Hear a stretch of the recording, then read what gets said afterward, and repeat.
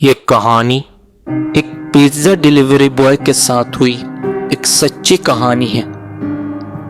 John अपनी college के दिनों में एक छोटी सी पिज्जा शॉप में पार्ट टाइम जॉब करता था।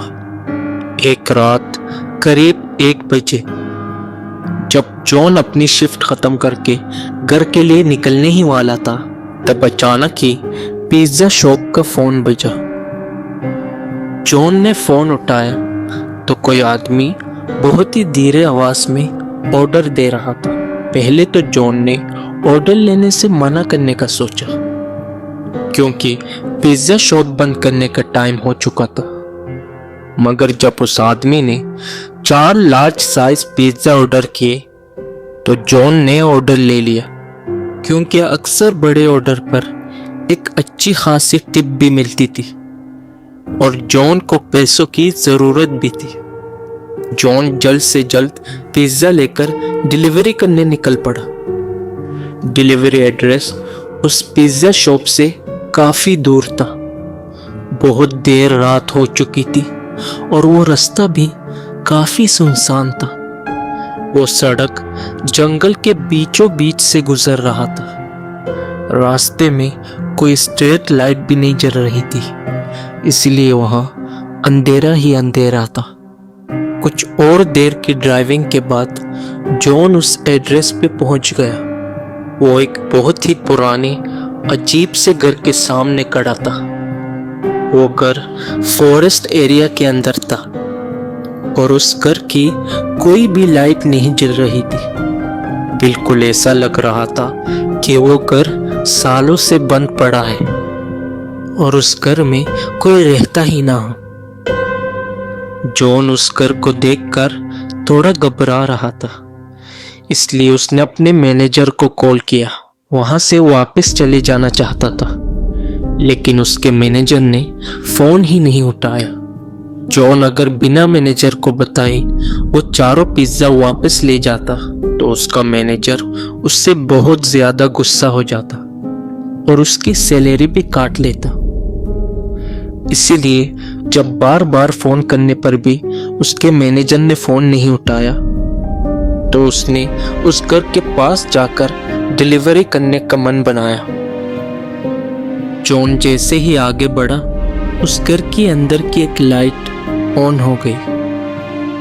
जॉन को थोड़ा सा कॉन्फिडेंस आया कि शायद अंदर कोई है। उसने डोरबेल बजाई और जोर से कहा, पिज्जा डिलीवरी। मगर कुछ देर तक किसी ने दरवाजा नहीं खोला। जॉन ने फिर से बेल बजाई तो उसे अंदर से किसी के कदमों की आवाज आई, लेकिन फिर से किसी ने दरवाजा नहीं खोला। जॉन वापस ही जाने वाला था कि अचानक से दरवाजा अपने आप ही खुल गया। जॉन थोड़ा घबराया हुआ अंदर घुसा। हॉल में एक लाइट जल रही थी, लेकिन वहां कोई भी नहीं था। जॉन ने आवाज लगाई, हेलो, कोई है? प्लीज अपना पिज्जा ले लीजिए। तभी जॉन ने देखा एक काली बिल्ली सोफे के नीचे से निकलकर एक रूम की तरफ भागी। जैसे ही वो बिल्ली रूम में घुसी, उस रूम की लाइट ऑन हो गई।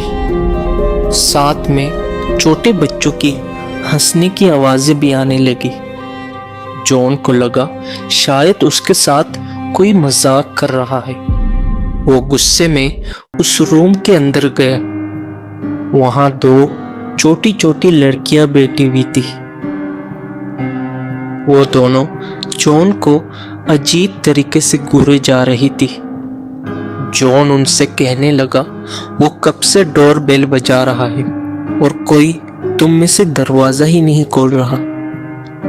जॉन उन पर गुस्सा कर रहा था, लेकिन फिर भी वो दोनों वहीं बैठे जॉन को घूरे जा रही थी। जॉन ने फिर कहा, मैं पिज्जा देने आया हूँ। तुम्हारे घर में कोई बड़ा है जिससे मैं पेमेंट ले सकूं? अचानक उनकी आंखें सफेद हो गई और उन दोनों ने कमरे के दरवाजे की तरफ इशारा किया। जॉन ने पीछे मुड़ के देखा तो उसके हाथ से चारों पिज्जा गिर गए, क्योंकि उसके सामने एक भयानक डरावनी औरत खड़ी थी। ये सब देखकर जॉन डर के मारे कांपने लगा। वो जैसे तैसे अपनी बाइक की तरफ भागा और वहां से निकल गया। वो औरत और वो दो लड़कियां घर के दरवाजे के बाहर खड़े जॉन को जाते हुए देख रहे थे। जॉन अभी कुछ ही दूर पहुंचा था और उसकी बाइक बंद पड़ गई। डरा हुआ जॉन बाइक से नीचे उतरा तो उसने देखा उसके बाइक का टायर पंचर था। उसने डर के मारे पुलिस को फोन लगाया और जल्द से जल्द हेल्प के लिए बुलाया। और अचानक उसकी नज़र बाइक के मिरर पर पड़ी, जिसे देखकर उसके पैरों तले जमीन खिसक गई। बाइक के पीछे वो औरत और वो दो बच्चियां खड़ी थी। वो तीनों धीरे धीरे जॉन के करीब आ रही थी। जॉन बाइक वहीं छोड़कर जंगल की तरफ भागने लगा। दौड़ते दौड़ते वो बहुत थक गया और एक बड़े से पेड़ के पीछे छुप गया। कुछ ही देर बाद उसे पुलिस सायरन की आवाज सुनाई दी और उसने हिम्मत करके अपने बाइक के पास दौड़ कर गया। वो अपने बाइक के पास पहुंचा तो उसने देखा वो पुलिस उसके बाइक के पास खड़ी थी। उसने पुलिस को सब कुछ बताया और उन्हें उस घर तक ले गया। पुलिस ने उस घर के अंदर जाके देखा, लेकिन उन्हें उस घर पर जंगली बिल्ली के अलावा कोई नहीं मिला। अगली सुबह जॉन को पता चला कि वो घर 3 सालों से बंद पड़ा है। 3 साल पहले उस घर में एक औरत और उसकी 2 बेटियां रहती थी, जिनका एक दिन अचानक मर्डर हो गया था। ये सुनकर जॉन के होश उड़ गए। उसे पता चल गया रात को उसने जिन लोगों को देखा था वो उस औरत और उसकी बेटियों की आत्माएं थी, जो शायद आज भी उस घर में भटक रही है। मगर उसे आज तक समझ नहीं आया वो फोन करके ऑर्डर किसने दिया था।